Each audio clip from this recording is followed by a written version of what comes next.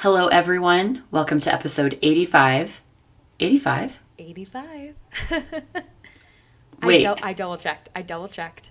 Because I thought last time was 86. No, last time was 84. I'll double check. Yeah, last time was 84. It's 85. I always double check before I send you the script. I know you. Are you going to keep this? I'm for sure going to keep this. What an intro. Allison is in full doubt mode and questioning everything, which is a great intro. Let me start over. Hello, everyone. Welcome to episode 85. I am not going to question anymore of Genn and Millie, where a Gen Xer and a millennial share the strength-based perspective through which they view the world. We are your hosts, Allison and Tess. I am grateful that you allow me to fail out loud on these and you don't go back and cut them, because it's a great intro to some of the things that we're going to talk about today. Mm-hmm. My input, my number one strength, has a strong desire to question. Sure. And I'm curious all the time, but I also question information. Mm-hmm. And I've been thinking a lot about a couple of words that we're going to talk about today. The word truth, which we've talked about before. We've talked about truth being relative. We've talked about that in a lot of ways, but I'm kind of in awe lately of how something can be said and completely misunderstood by whomever the reader is. Sure. So each of us could read 10 statements and interpret those in very, very different ways. Mm-hmm. And I've learned a lot about that recently. I'm also grateful that you allow me to make the decision, the choice to screw up on here out loud. We've had a conversation with who our listeners are lately, and we were talking about that because I think we assume it's maybe a couple of our friends, and it's a lot more than that. And when I've asked, tell me why you listen or what is appealing about this, it's that this is just like a conversation, a real conversation between two people. Yeah. So you've always created this space for me, Tess, to allow me to fail forward and to make mistakes out loud. For you and I, we see the mistakes happen. Right now, you're seeing the evidence, which looks like a beautiful tattoo on my arm, but it's actually a giant bruise that is growing in new ways. I still think growing it looks like Australia. Yeah, I think it looks a little bit like a seahorse sometimes. Sometimes I also think it looks like greenery because it's now turning the beautiful green. It looks like the stuff people are attempting to plant right now. But I did fall, and that is something. It was what my running coach refers to as the first fall. Mm-hmm. And she had told all of us that eventually we'll fall on the trail. Yeah. And so expect it, know it, be prepared for it, but also be glad when it's done. Yeah. And my first fall was pretty ugly. The getting back up was harder than I thought it was going to be. But I fell while running down a canyon, tripped on a rock.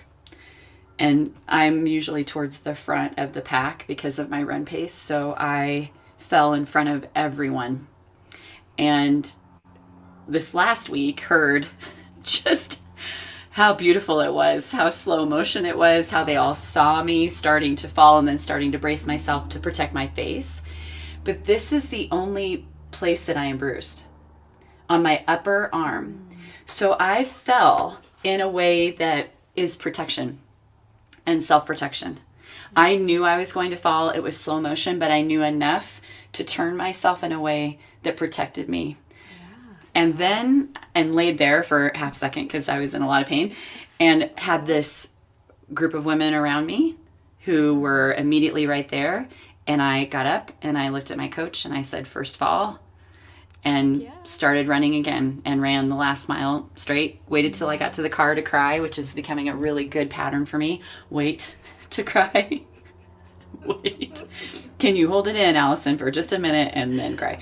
And I did. And then just learned a ton from that experience about how lucky I am that there are so many people that let me fall and still stand behind me and beside me and encourage me to get back up. And you let me do that here in this space. So thank you for that. Oh, of course. Of course. So what a safe space is for, right? And that's what we always talk about, this being a safe space for conversation, well, between us, between friends, but also, like, I feel like people, that listen are like, just like having a conversation with a few friends, so. Well, we never have any direction. And we're, as a side note, we're not drinking when we do this. We probably should mention that this isn't like well, because sometimes I think it sounds like we are. Oh, okay. Nope, this is just unadulterated, uninhibited Tess and Allie. Yes, and Allison. And I'm sorry. I'm not going to be calling you Allison. I will call you Allison in the context in which I am forced to call you Allison. But even saying Allison is difficult for me because that's not how I know you and who I know you as. And so if you're okay with that, I guess I should ask if you're okay with that. If I still call you Allie in the context in which it's us, like this kind of space. Is that okay? Or would you prefer I call you Allison? So let's give a little context here. We have a new staff member whose name is Allie. Also in the run group that I'm part of, we have an Allie. And so what concerns me is I don't want, and this is definitely woo empathy blend, I don't want the other Allie to feel responsible for my problems.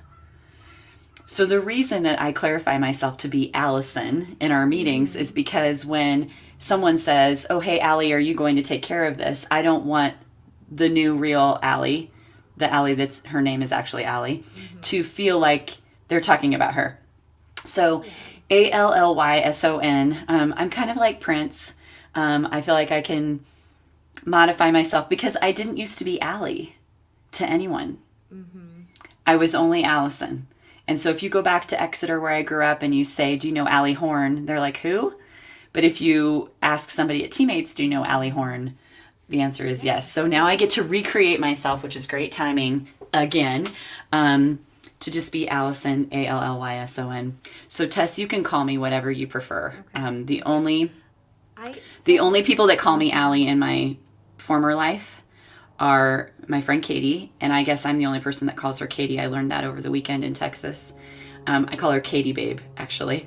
Okay. She calls me Allie, and her cousin, who was the cool bass guitar player in our high school band, Mike, called me Allie. And Mike was the coolest dude. So when he called me that, it was almost like a privileged term that no one else could use that. But I only went by Allison. And so now to be in this space where I need to choose. Yeah. Right. Yeah, so I think, okay, so I'm glad I have that. I figured that would be your response. And I know the purpose and intent for why you're shifting more to Allison because of trying to honor the Allie on our staff. My adaptability has already shifted to calling you Allison in contexts in which the Allie... You say it with such a tone. What? Say Allison? Allison. Allison. Allison. Because it seems so unnatural when I talk about you. It seems unnatural to me because I've only known you as Allie. And so to say Allison... Allison? I don't know. It's Allison. My name is Allison. Allison. There's just a little tiny bit of enunciation tone there that just sounds like I'm being punished for some reason. I don't know what it's maybe the way that my mom said it. I don't know. Oh, okay. So, say it again. Well, maybe it's your Minnesotan.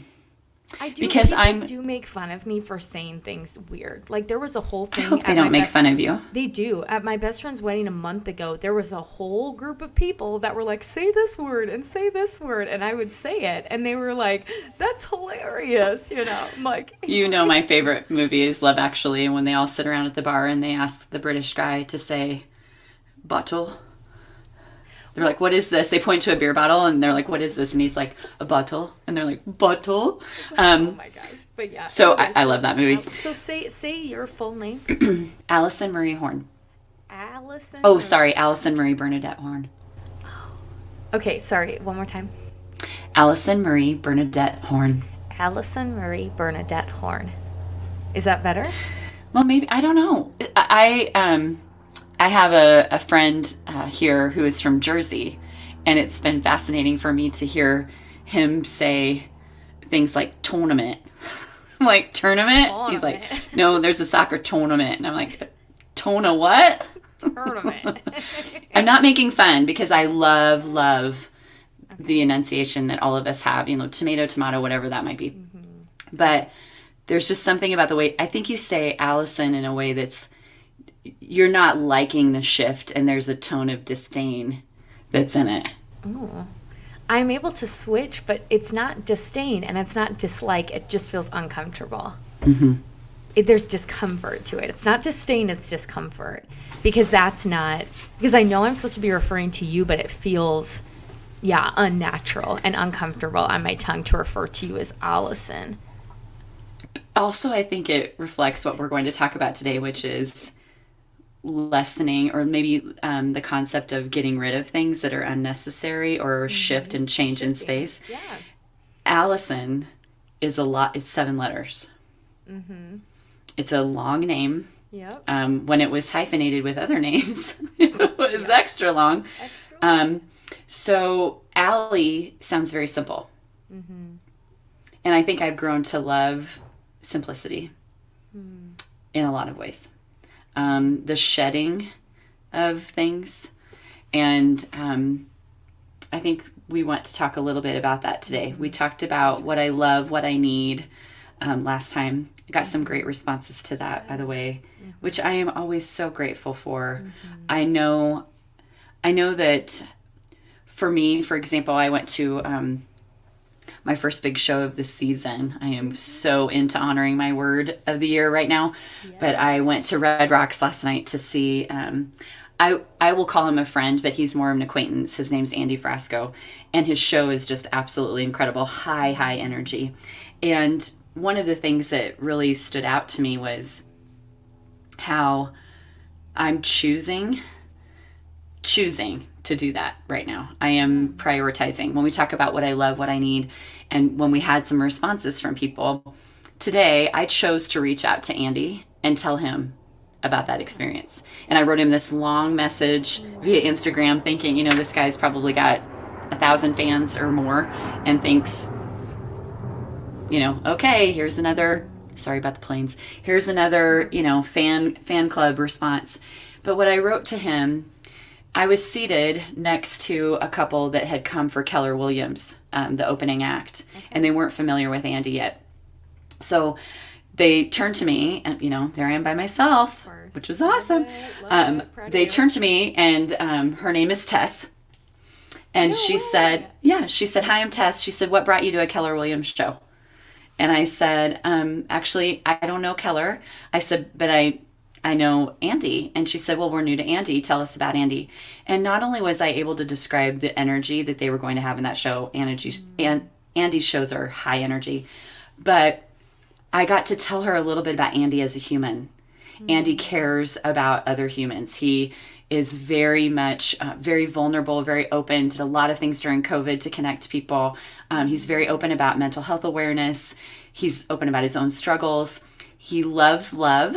And he loves his mom and dad's love story. And they were there last night, and he introduced them, and we were able to toast to them. It was the coolest thing. His new song actually features video clips of older couples dancing. He's just a great human. And so to be able to turn to them and say, not only let me tell you about his music, but let me tell you about Andy as a person. I reached out to him and told him that. And he responded immediately with, "You have no idea what this, means to me. Thank you for reaching out." I know we have listeners who never reach out. I know we have people who listen who never say a word. But those that do have no idea how much that means, because we're very vulnerable here. And it's scary. And when I listen back, I think, I hope two people listened, and those 2 people are Allison and Tess. But I'm grateful. And I'm grateful for this space. So today I know we want to talk a little bit about the continuation of what we love, what we need. And let's talk about it in relationship to our space.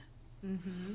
So I'm on the simple abundance path, and the reading that I loved today that I want to share with everyone, it's a wisdom from Sarah Ban-Breathnock, who has been part of my life for 25 years, but I hear her words differently each and every time I read them.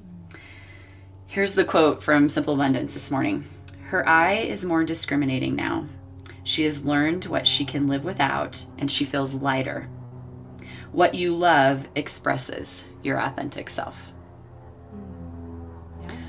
So in thinking about that, I want us to look around our spaces and think about the containers that we are in, whether that's office space, whether that's our car, whether that's our home space, whether that's how we spend our time, where we spend our time. Mm-hmm. If you spend a bunch of time at the gym, that's a container that you're in.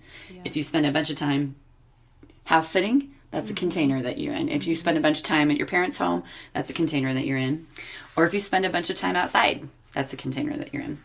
So what I want us to think about today, and I'm going to start with you, Tess, is particularly since you are in the space of choosing what you carry with you. Yes. Going back to her eyes discriminating now. Yes. She's learned what she can live without, and she feels lighter. I've done this, what you're about to do. Yep.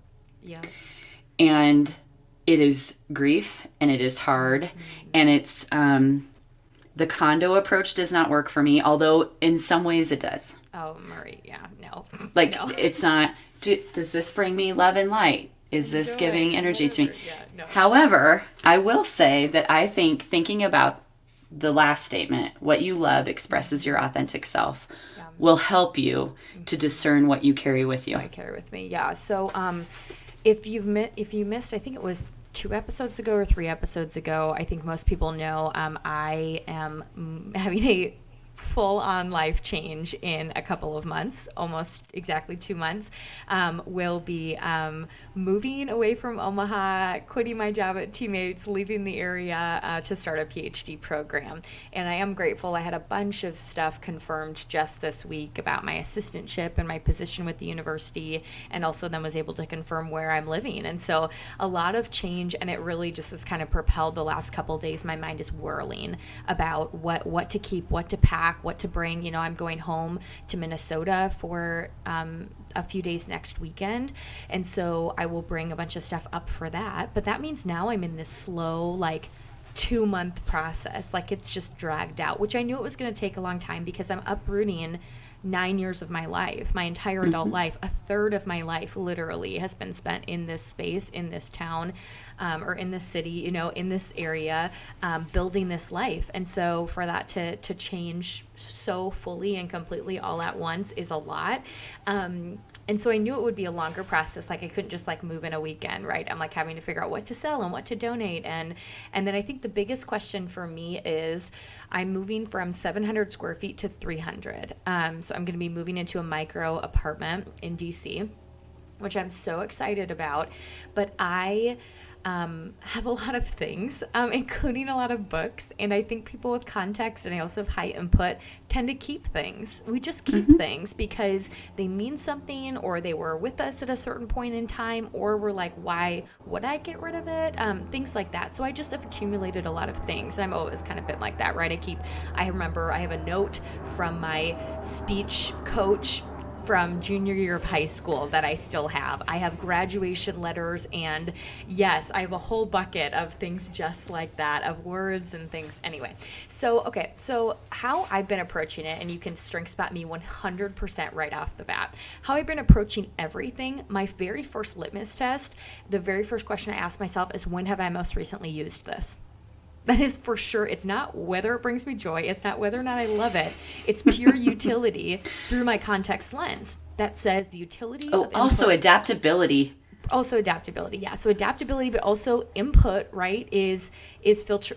Input filters everything through usage and utility, right? And that's number 10 for me. And then my context is able to scan back through my life history to say, when did I read this book? When did I last wear this article of clothing? When did I last utilize this resource that I've kept forever? When did I last use this kind of shampoo compared to the shampoo I'm using now, right? And why do I still have a bottle of this in my pantry closet? All of these things, right? So my brain just that's the very first thing, right? Because if I say do I love this, or does this reflect what I love? I will keep everything. I'll keep absolutely everything that I own, which is not helpful, right? Okay.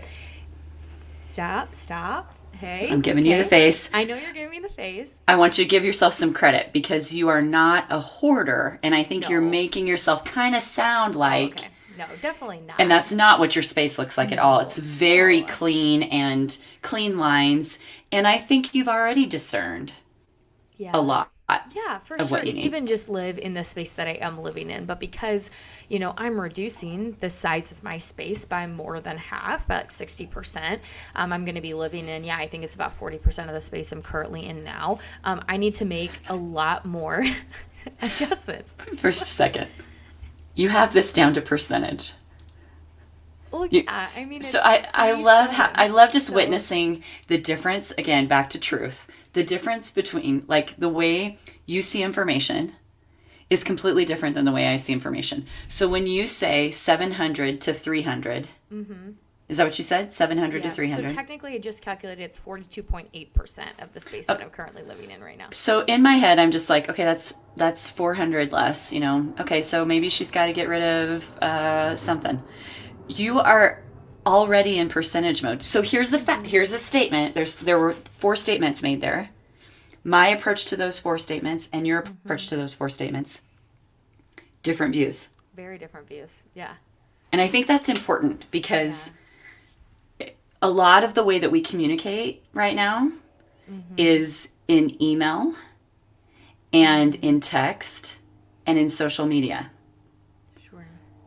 And so when you think about what we're missing when we don't have a hard face-to-face conversation and you send information via email, and how is that person absorbing it and reading it and understanding it is completely from their lens. Yeah. Which may be very, very different than the way... Absolutely, right? Yeah, that's a good distinction, yeah. So anyway, that's how I'm thinking about this process, is essentially I need to cut down approximately 60% of my possessions in the migration, right? From, movement from Omaha to DC. And so one of those things is Lauren and I have a date on the calendar for a class coming out about a month from now. I just secured that this morning. I'm getting rid of my car hopefully this weekend, selling that, and have a backup car for the next couple of months. But things like, especially things that, like books, right? And so my initial mindset, right? And this, I don't know where you can strength spot this or what this is going to entail, but my initial mindset is I love my library. Like, I have a lot of books, and that's probably the single item that I have the most of. Again, not in like a hoarder-esque way, but I kind of have like stacks of books, right? Around my apartment, and they're very decorative, and I make them look nice, and I have a lot of books. And so, my initial mindset was like, okay, essentially, what do I need to bring to DC? Like, what do I want to have readily available? And then what that I don't want to bring to DC, what would then I bring back to my parents' house? But I think I'm getting in this long term, and I think that's probably where I'll go with books is, right, I want to keep my books because eventually my dream space, whatever that looks like, I have in a library. Like, I just have my room, if it's a spare bedroom in a condo in a city wherever I end up, or something that's just like a really great chaise lounge and then floor to ceiling bookshelves with books. So I think books I would want to keep a lot of, but things like wardrobe or things like, even I've thought about like furniture. The question for me isn't what do I want to bring to DC and everything else I'm going to store at my parents' house. The question is, will I want this 5 years down the road? Yes. And a lot of that, I'm realizing a lot of the answer to that is no. As much as I love my aesthetic, as much as I love how my apartment is set up now, and I'm never going to be able to replicate this space and this time and this season of my life. And so much of this season is defined by how I've created my own space and my container, how I've decorated it, how I've set it up, what sort of furniture I've selected, and how I've paired that with what's on my walls and the color spots that I have. And so a lot of that, like, I'm realizing more and more I'm going to be selling a lot more than I think I initially intended, or donating it. And I'm really like, that's a little freeing. Yes. To be at that place of like, I have loved this and I have cherished this, but it's time for this not to be a part of my life anymore. And that's been a really cool place to get to. So just going back to that, I think that we all can do more of that in so many ways. I am constantly reflecting on energy and where I gift my energy, what energy I take on. And I take on other people's energy very quickly and very strongly. And I've gotten to know that about myself and understand that about myself. It is okay to say, I love this, but I no longer have the space for it. Yep. And that gives us the opportunity to choose and to make choices, which we all have to do. In thinking about that, back to our I love, I need statements that we made last week, I was thinking about this in relationship to my space that I'm in currently. So I have had some really interesting conversations with my kiddos who are so much wiser than me. But they'll ask me hard questions. So I had someone recently ask me where I wanted to be in the next 5 years. I'm like, what? I can't even. Next week is about the best I can do. I've also come to understand that I had such a giant decision in the move here that any other decisions right now are not wise. I need the space for the energy to settle. But I crafted, like, what do I really need vision wise? Like, what do I want to, if I think about my future, what's most important to me? Financially, it's to be able to help my kids, whatever that looks like, whether that's with further education, whether that's planning for, so I want to be able to help my kids financially. I also want this, and you can't see this, but I drew a house, and it's not necessarily a house because I'm really loving the lack of responsibility in not taking care of a yard, but I miss pieces to that. I'll get to that in a second. But I drew this house, and the only thing that matters to me, and it could be a condo, it could be, rentals, whatever, is that there is a big farmer's table that is crowded.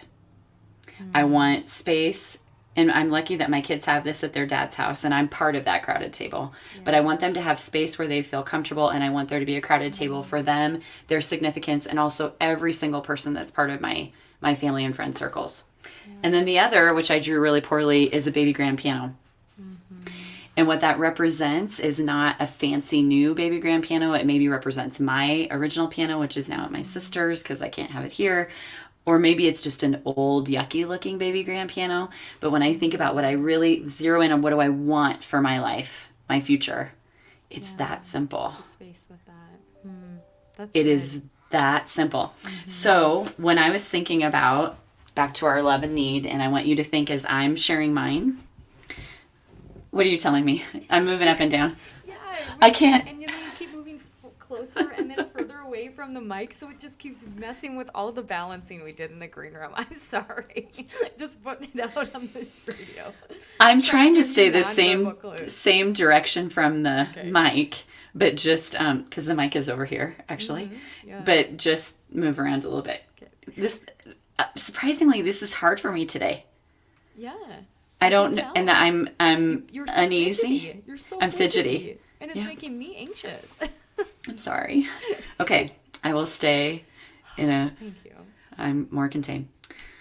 When I look around my space and I think about what's most important to me and how what I love expresses my authentic self in this container, I love words. So books are very important to me. My reason to keep books is more, did I love this reading and will I want to read it again? Yeah. And if I didn't love the book and I didn't finish it, I don't have a problem giving it away. Yeah. Sure. Records, my music, words are part of that. So we can strength spot that communication. I love poetry. Poetry? What? No, I don't. I don't love poetry. What the hell? I can't even read. You know what? I'm trying to read without my damn readers on. We're a hot mess today, and I'm loving it. I look like a real... All right. Let me try. This is why I'm fidgety. I'm just off today. I love pottery. Pottery, not poetry. I love pottery and crystals. Jeez. I love pottery. And the pottery and crystals remind me of nature. And I think that's my connectedness. I love photography. I love moments captured. So the artwork that I have in my home space is very specific to me. Right here is one of my originals at Grand Lake, and that one from San Diego. very specific on the photography that I have. And I think that's probably connectedness, but also a little bit of input because I want to gather the memory. Yeah. What I'm missing. So I want you to be thinking about this. What you love in your space. Yeah. Okay. What I'm missing. I am missing the big table. That's still something that I'm missing.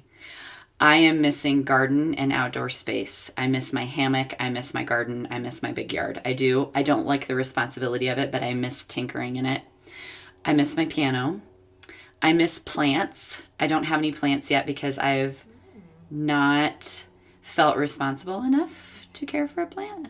Also, you still travel. I mean, you go back. I'm gone. Also, side story, but I had coffee at a coffee shop in Littleton on Thursday morning, and I ended up in a conversation with 3 older gentlemen that are part of the Chamber of Commerce and the business development, who were, I'm going to write a blog piece about them. One of them is an immigrant from Lebanon. His name is Cal. Can't wait to tell the story.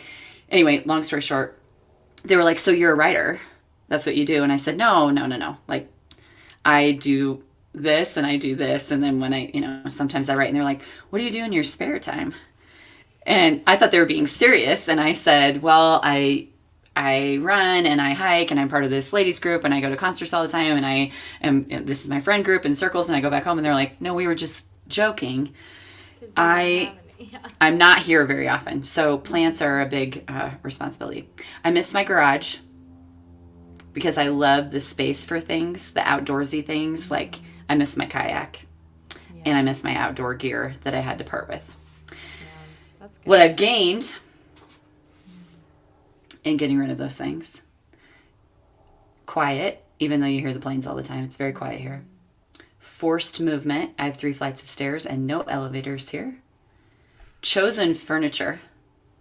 To be very specific about chosen furniture. A big bathtub. I am obsessed with baths. Open space and gorgeous views.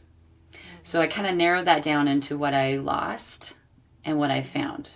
Now this is deeper than just the stuff. Yep. I lost my home. I lost trust. I lost security. I lost a lot of stuff. I lost love. I lost hope. I lost belief.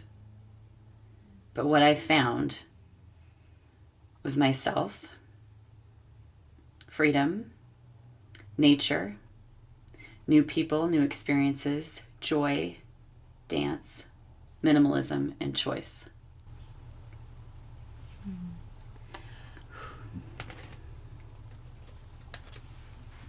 That's why I was fidgety. Oh, you're so fidgety, yeah. Got real. That's why. So we start with like, what's in your apartment space to right down to it. Yeah. But it is, it's at the core of everything. Yeah, it is. It is. Yeah. How you create your containers. Absolutely. Yeah. Gosh, those are good questions. My mind is whirling. I would like to ask you, would you like me to respond at present, or the decisions that I've made about what my space will look like in future? I'm going to leave that up to you, but what I'm curious about is what I think is important here between, and especially between us, but also in this container of Genn and Millie.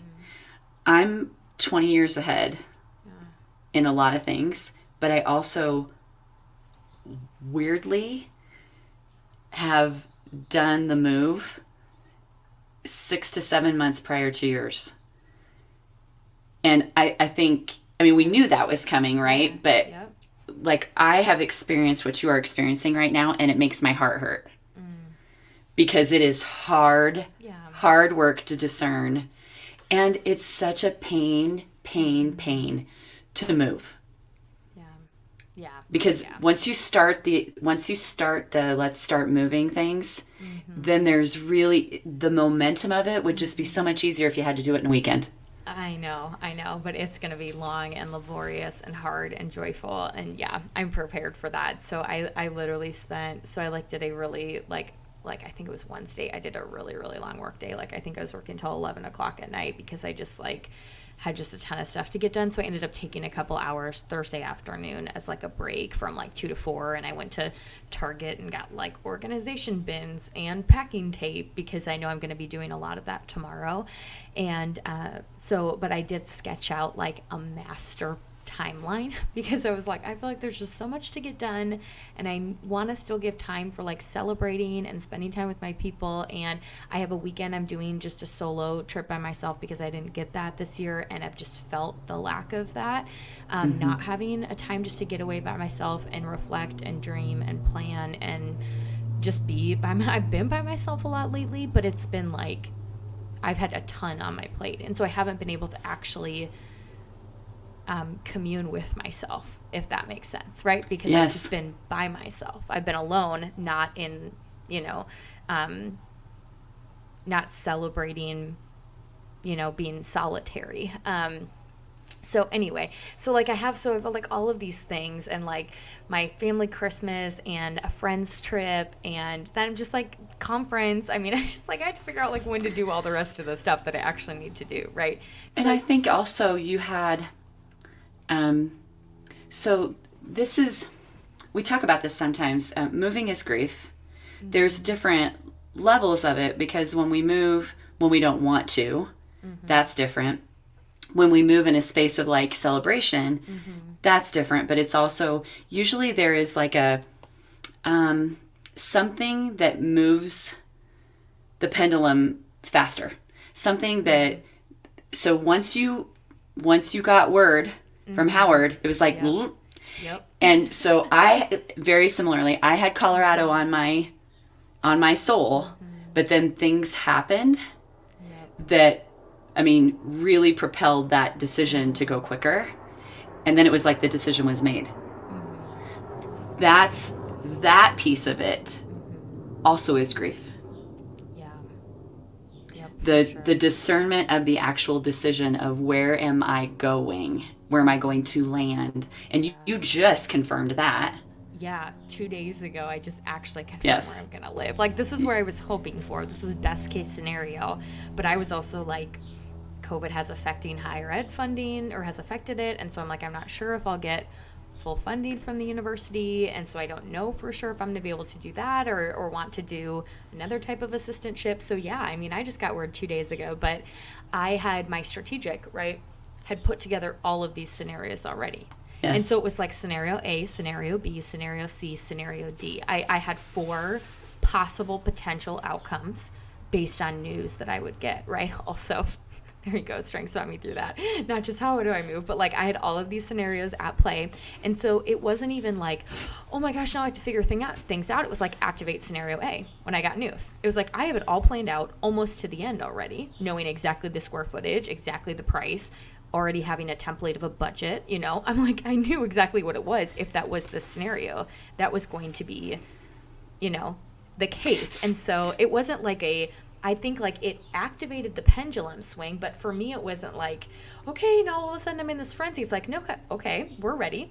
Activate flight plan A, because that's what I got, that's just the result I got, which is great. So maybe what we should do is have you verbally process, which will help you since you've only had 2 days to really know plan A, best case scenario, that you could speak to what you love and how that might be expressed in your stuff, your things, what you might be missing, what you may potentially gain, because you won't know those answers till you get there, what you feel like you might be losing, and what you feel like you might be finding. Yep, perfect. Yep, that's Does that sound okay? I was thinking. That's kind of what I was thinking, yeah. So I know for sure what I love. So, and this has been, my parents I think have been frustrated by this because they're the ones that are like helping me physically move, because I said I am going to, with everything I have, ensure that I bring my grandparents' 1969 GE console record player with me wherever I go.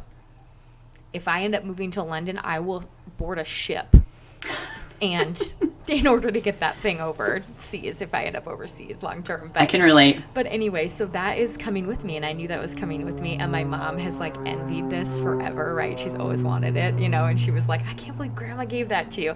And so my mom has always wanted it. So she's like, well, I have a great place for it if we need to store it, you know, right here in the living room. And I was like, no, it's coming with me. And so that's the part that's caused problems, because otherwise, like, realistically, there could have been a possibility that I could fly and ship a few boxes, but between everyone that's helping me move, taking some of their luggage space or whatever, I could have reasonably flown. But this needs to go out there. So we're doing like a pull behind U-Haul, right? So that was like, what do I love? That's it, right? That is my love of music, which for me is not communication, right? Yours is communication. Mine is adaptability, because music creates an aesthetic. It's not always about the words. It's hardly ever about the lyrics, in all honesty, for me. It's about the mood and the emotions that music evokes from me, that I get to sit in when I'm listening to music. And then so my adaptability blended with my context, because this is the very first purchase my grandparents made after they got married. It's been a part of our family forever, and it had been sitting in my grandparents' basement, and I was like, put my name on that, I want it. And Grandma was like, take it with you, Merry Christmas, and a few years ago, and it was the best thing ever. And so I'm bringing that. I am not bringing my entire record collection with me, which would be very contrary to you, and probably what you think. I will be bringing my everyday listens, so my modern stuff of people I love to listen to now. So my Avett records, my Bon Iver records, Head and the Heart records, things I listen to like every day, City and Color, and then I will be bringing my Beatles collection. But my other oldies, of course, my other oldies records, or like even I have some like 70s, 80s rock albums too, those will not be coming with me. So I kind of have three categories. Although in the miscellaneous kind of category that is the one I'll be keeping home, I do have Christmas albums, and so I will be bringing my one Andy Williams Christmas album. So yes, I see. I've already thought through all this. You don't even need to verbally process. I know exactly what I'm bringing. As far as my books, I will be bringing mostly reference books that I already own for sociology. So some of my textbooks, because I've kept all my soc textbooks. I will be bringing like some social commentary books, like hot button issues, things like that I might utilize. And then I'm bringing the Harry Potter series. And I think the Harry Potter is the only piece of fiction that I probably will be bringing. Everything. I got to pause and ask you. Mm-hmm. Yep. Records and books that you're not taking with will go where? Most of them, so all of my records will go back to my parents' house. I'm going to have to sit through my books a little bit, because I have books that, because I've had the space, I've just kept them, where I probably will donate them. Like a lot of the books from my master's program, honestly, I don't know that I will use again. So I'll probably donate those, or like sell them to half price books or something like that. So, and quite a few fiction books too. So, okay. Yeah. Okay, so that's definitely what I love. Those are things I love, and that would be the music is my adaptability, the record player is my adaptability context, and then my books are my learner context. For sure. Yep. For sure. Yeah, that's like the big stuff, right? Then I'll bring wardrobe stuff, I'll bring kitchen stuff. Probably a big one is I have had to make some really serious decisions about what coffee I was just going to ask. Information or what coffee instruments I'm going to bring with me because I love coffee. I have a whole little coffee bar in my apartment. And I have a really nice, like, big coffee grinder. I'll bring that. I'll bring my milk frother. I will be bringing my pour over, which is what I do pretty much every day. And I will be bringing, I don't know if I'm going to bring my espresso machine or not. And I'm like, why would I bring my milk frother if I don't bring my espresso machine? But it's kind of an old one, like, but I don't know that I drink it a whole lot as much anymore. Like, especially during the pandemic, I've just gotten so used to doing pour over. So isn't it interesting how we know what we need and we know what we love, and we immediately can go to those things that are must-haves when you think about what it would be like to lose everything in a fire or an earthquake or a natural disaster, where you recognize almost immediately what you need. Yeah. Yep. So that's been big. Yeah. What do you ponder that you might miss Yeah, so the place I'm going to be living is fully furnished. So I will make it my own. You know me. I'll make it my own. But I think I'm going to miss some of the kind of unique personality that I'm able to express through specifically my choice in furniture, fabric, design, things like that. Like, it's really modern, but it's like basic stuff, right? But I'll have like wall hangings, and I'll be able to do kind of unique things like that. But I think I'm really going to miss my furniture. As much as I said, like, I'm going to sell a lot of it, it's going to be 5 years from now, I'm probably not going to want that as much as I love it. So it's not a huge deal, but I'm going to miss that. I am going to miss, I love that you said this, that this is something you've gained, because this is something I'm losing, and I am pre-grieving the loss of my very large bathtub. I can get my entire self under the water. I'm also only 5'1", but I can get my entire self under my water in my bathtub in my apartment. And it's the best thing ever. And I love taking baths. I love putting on an audiobook and listening to that while in a bath. And it's one of my favorite things ever. And I don't have a bath in my place in DC. And so I'm definitely going to miss that. And then, yeah, I guess everything will be super accessible because it's just like right on campus, this housing facility for grad students. But I will really miss my neighborhood. I mean, I live in the Gold Coast Historic District of Omaha.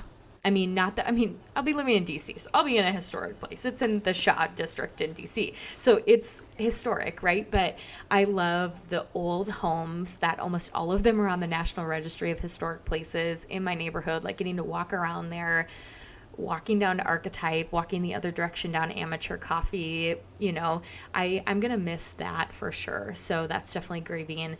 And then there are things that I'm going to miss in terms of, like, you know, I'm not like a huge cook, and you know that. Like, I kind of throw things together. I'm a snacker by trade, and so I just kind of like throw things together to eat. I don't really cook. But I learned this habit from my mom of having a kitchen appliance for every possible scenario, right? I learned this from my mom, right? She loves that. It's one of her favorite things to do is like collecting obscure kitchen appliances. Like, oh, you have to take out the cores of strawberries. Let's use the strawberry corer to do that. You're going to make apple pie? Well, let's use the apple peeler and corer and slicer gadget that you clamp onto the edge of the table. Pampered chef. Like, Pampered chef. Seriously, yes. You're going to do onions? Let's use the onion chopper for that, yes. Right? And that's the only reason we use it, right? And so anyway, not to that extreme, but like when my other grandparents both passed away, like I got their way old school popcorn maker. That's like this big bin with this plastic top, and it has this metal like spike through it that just rotates. It spins and it pops it. And so I love doing that, but I don't make popcorn a whole lot, so I'm probably not going to bring that with me. But like when I am craving it, when I do it, I love making it. Like put some coconut oil on there, put some pink Himalayan salt, and make some great popcorn. But I'm not going to bring that, I don't think, right? I'll adjust, right? I'm not going to bring my crock pot. The only thing I ever make in crockpot is chili, and I love my chili. It's award-winning. Let's just put that out there. I won the Teammates Chili Contest, my sweet potato black bean corn chili. I love it, but that's the only thing I make in it, and I maybe make it twice a year. So, like, I'm not going to bring my crockpot with me. Like, things like that, like, you know, I don't use every day. So, like, I'm not going to bring that with me, right? But I will bring my pour-over coffee maker and things like that. But I think I'm going to miss it when I want it. Right? But the fact is that can't be my decision-making test. Right. That can't be how I make my decision-making. If I will want it at some point in time in the next 5 years. Like, that's not what I can decide, right? It's how often do I use it, and when's the last time I have used it. And that's really how everything is being decided upon. So I think those are the big things I'm grieving. What do you think you'll gain? Oh my gosh. I'm stepping into my purpose. Like, I am stepping into what I have wanted to do for such a long time. And so I think I'm going to gain so much. I mean, not even okay, just talk about physical container, right? So I'm in this graduate, it's these apartments on campus, but it's not like a dorm or anything, but they're like actual apartments. They're on campus for grad school, law school, med school students, right? So like in there, built in is a community, right? Like I'm living with a bunch of people that are in the same season of life as me, right? So that's something to gain. The housing facility is on top of the Starbucks and the bookstore. So I'm gaining, like, my bottom floor is a Barnes and Noble and a Starbucks. So, okay, you know, like, not the biggest fan of like Starbucks coffee. Like, I'll find better stuff, but like if I need to, it's right down there, right? But then just gaining like half a block away is going to be the library, right? Like I'll just get to walk over to that. And, I'm gaining all of these other facilities. Other containers that are proximate to my container. And that's what I'm really excited about. Like there's a gym in my building because it's like supposed to be like an apartment, so it has its own gym, but then the actual university gym and fitness center is not too far away, right? So like I can swim laps at the pool if I want to, or go down to the treadmill in my building, right? Like the fact that like all of these other things, like there's the food hall if I need to grab something there, even though, I'll have a little kitchenette in my apartment. So like all of these things, like the fact that everything I would need in order to survive and thrive in life is right here, right? Is right in these few blocks. And I think I love that so much. Like I love living on campus at Creighton, and I love campus life, and I love just having the people to connect with, being able to stay at the library till midnight and just walk like through campus home, like those sorts of things that like I miss. Like I missed doing my master's. Like I missed that doing my master's virtually or in a hybrid method. Like I got to go to campus, but like that wasn't my library. Like, because I wasn't, like, I didn't live there and I didn't do life there and I wasn't proximate to that all the time. So it wasn't like, it didn't feel like my container. And I know these places are going to feel like my container. Like, I have a spot in the Reiner Memorial Library on Creighton's campus. And, like, that was the pod I always studied in. That was my preferred pod in the library back in, it was like the biology stacks of old bio textbooks is where this pod was that I just loved to sit in, right? And like I knew how the outlets worked. There was a little tweaky thing with the light switch, in this area. And like I just knew that. And I didn't have that at ACU for my master's. And I know I'll get to build that here for my PhD program. So I think I'm most looking forward to gaining that. And then, okay, what the heck? I get to live in my favorite city, right? If that isn't insane, like I don't know what the heck is, right? If I don't want to study at Howard's library, I can walk down to the Library of Congress and study in Madison Reading Room. So I feel like I gained my natural container here. Like I am constantly in nature. And sometimes I have to drive a little bit to it, but it's so near me. It's just part of my daily life. And I think that what you're going to find is learning is so much part of you that like you're going to be learning is part of your daily life now. History, right? History is so much a part of me. And like, that's where I get to be. So I think lost and found for you is going to be hard because you don't yet know. I'm pre-grieving some of my loss though. Like I know what I will lose. Like I will lose. I had an awesome, near 45-minute conversation with Anna yesterday evening, like on the phone. And I'm like, I'm going to miss just being able to call. Like I know I could call her up, but like we won't talk about projects we're working on together. And like I'm going to miss the teammates community and the people that I've been worked with for so much of my life. I'm going to miss that. I don't know that I'm going to miss my car, but I probably will at some points. Like, oh, it'd be great to go on a little road trip, right? Things like that. I don't even want to say it. I'm going to miss my friends and my community because I'm in the season of life where my friends are my family. Yes. And so I feel like I'm leaving my family, which you get. You left your family after never having left the area of your family.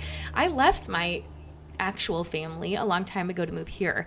And so I felt that, and now I have friends and community that feel even more sometimes like family because they know me in this place, right? Who I've grown to be in the last 9 years.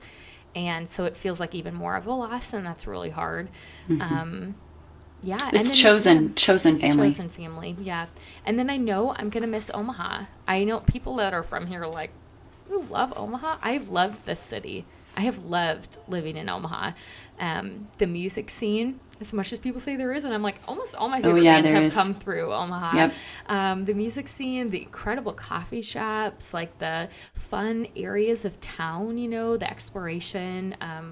Yeah, a lot of that. So I know there's more, but I think biggest will be community, safety, people who know me and see me, you know, because that's going to take time to build. So. And what do you think that you're going to find? Ooh. Well, I know it's there, right? But this is why I'm going. Purpose, passion, mission. All things I have, right? But I feel like I'll find more cementing in those. And then for me, this has been a perpetual struggle. But I'm hoping, because literally I have boundaries for this, but I'm hoping I'll find more balance. I don't do a good job of taking care of myself because I'm stretched in a lot of ways. My plate has always been way, way, way full. But part of my work with the university, I cannot work anywhere else. I have very strict obligations of how I'm supposed to spend my time and what I cannot do, and I cannot overextend myself. And I think that I'm hoping because of that will really allow me to find, I'm dreaming that it will allow me to find a better sense of balance in my own life.